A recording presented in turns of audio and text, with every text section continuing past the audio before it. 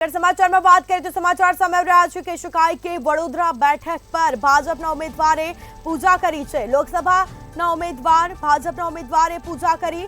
Doctor Hemang Joshi મતદાન કરવા માટે રવાના થયા છે, તો ટૂંક સમયમાં મતદાન કરશે, મતાધિકારનો ઉપયોગ કરશે। પરિવારજનો સાથે મત આપવા તેઓ નીકળી ચૂક્યા।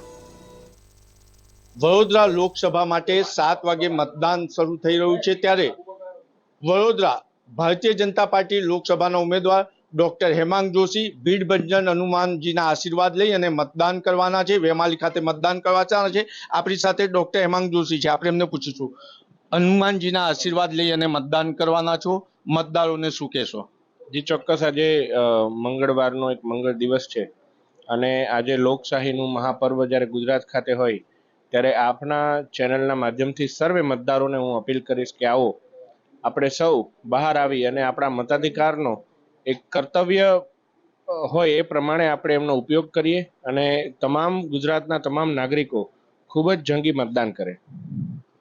આ તો ડોક્ટર હેમાંગ જોશી, મહત્વની બાબત એ છે કે ડોક્ટર હેમાંગ જોશી પરિવાર સાથે 2 મત આપશે, ત્યારે કોંગ્રેસના ઉમેદવાર તેમના પરિવાર સાથે પોતાને મત નહીં આપી શકે। ડોક્ટર હેમાંગ જોશી પરિવાર સાથે 2 મત આપશે, એક લોકસભામાં ને એક વિધાનસભામાં। કેમેરામેન કેતન સિંધે સાથે નિલેશ બ્રહ્મભટ્ટ, મંતવ્ય ન્યૂઝ વડોદરા।